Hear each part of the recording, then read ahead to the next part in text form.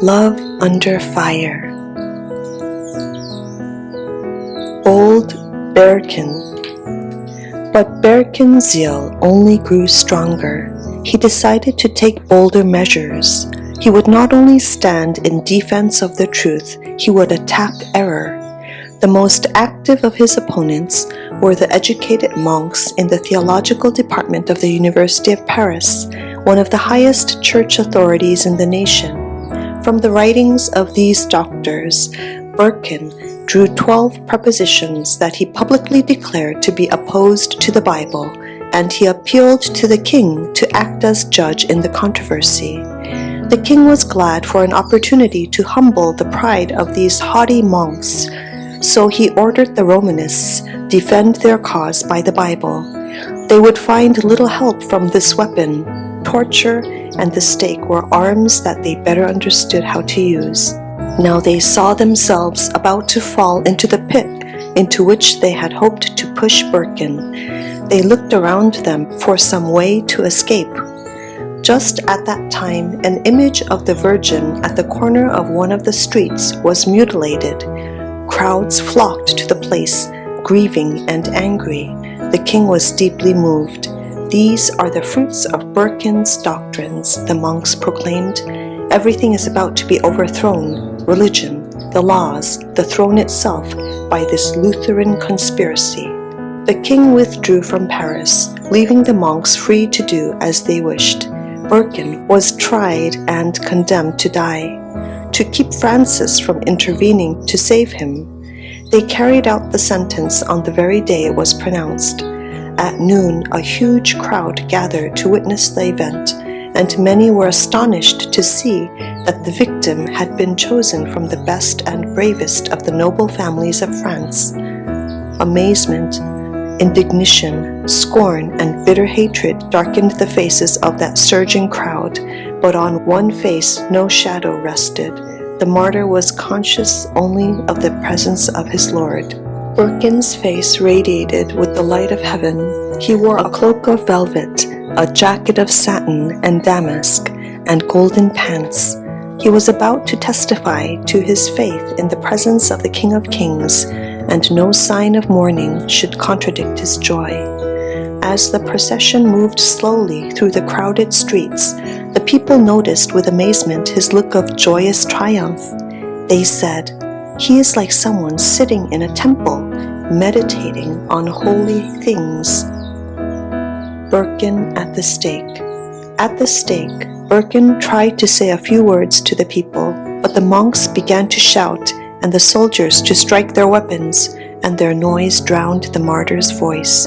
So, in 1529, the highest church authority of cultured Paris gave the populace of revolutionary France in 1793 the detestable example of suppressing on the scaffold the sacred words of the dying. Berquin was strangled and his body was consumed in the flames. Teachers of the Reformed faith left for other fields. Lefebvre made his way to Germany. Farel returned to his native town in eastern France to spread the light in his childhood home. The truth that he taught found listeners. Soon he was banished from the city. He traveled from village to village, teaching in private homes and hidden meadows, finding shelter in the forests and among rocky caverns that he had known in boyhood.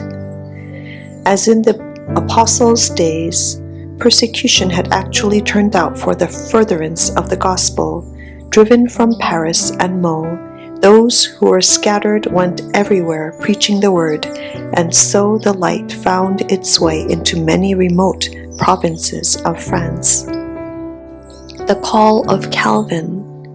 In one of the schools of Paris was a thoughtful, quiet young man known for his blameless life, for intellectual vigor, and for religious devotion. His genius and diligence made him the pride of the college, and people confidently expected that John Calvin would become one of the most effective defenders of the church. but a ray of divine light penetrated the walls of scholasticism and superstition that enclosed Calvin. Olivetan, a cousin of Calvin, had joined the reformers. The two cousins discussed together the matters disturbing Christendom. "There are only two religions in the world," said Olivetan, the Protestant, "the one which humans have invented, in which we save ourselves by ceremonies and good works. The other is that one religion revealed in the Bible, which teaches us to look for salvation only from the free grace of God." "I will have none of your new doctrines," exclaimed Calvin. "Do you think that I have lived in error all my life?"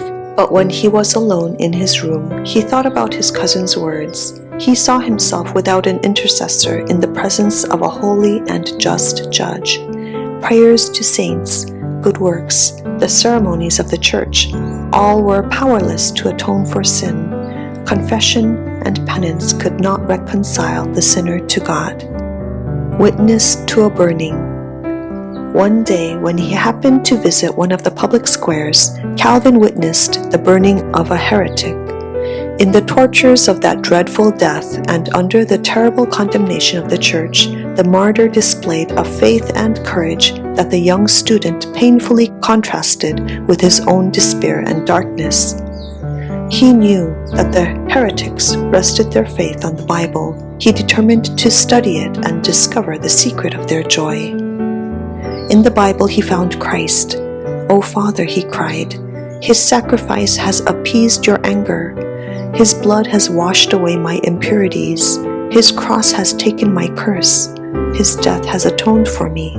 You have touched my heart, so that I may turn away in disgust from all other merits except those of Jesus." Now he determined to devote his life to the gospel, but he was naturally timid and wanted to devote himself to study. The earnest appeals of his friends, however, finally led him to agree to become a public teacher. His words were like dew falling to refresh the earth. He was now in a provincial town under the protection of the Princess Margaret, who loved the gospel and extended her protection to its disciples. Calvin's work began with the people in their homes. Those who heard the message carried the good news to others. Calvin went forward, laying the foundation of churches that would produce fearless witnesses for the truth. Paris would receive another invitation to accept the gospel. It had rejected the call of Lefebvre and Farel, but again all classes in that great capital were to hear the message. The king had not yet fully sided with Rome against the Reformation. Margaret resolved to have the Reformed faith preached in Paris. She ordered a Protestant minister to preach in the churches. When the papal dignitaries prohibited this, the princess opened up the palace. It was announced that every day a sermon would be preached, and the people were invited to attend. Thousands gathered every day. The king then ordered that 2 of the churches of Paris should be opened. Never had the city been so moved by the word of God. Temperance, purity, order, and industry were taking the place of drunkenness, immorality, strife, and idleness. While many accepted the gospel, most of the people rejected it. Leaders who favored the papacy succeeded in regaining their influence. Again, the churches were closed and the stake was set up. Calvin was still in Paris. Finally, the authorities determined to bring him to the flames. He had no idea he was in danger when friends came hurrying to his room with the news that officers were on their way to arrest him. At that instant, they heard a loud knocking at the outer entrance. There was not a moment to lose. Friends delayed the officers at the door, while others helped the reformer let himself down from a window, and he hurried to the cottage of a laborer who was a friend of the reform. He disguised himself in his host's clothes, and with a hoe over his shoulder, started on his journey. Traveling southward, he again found refuge in Princess Margaret's territory.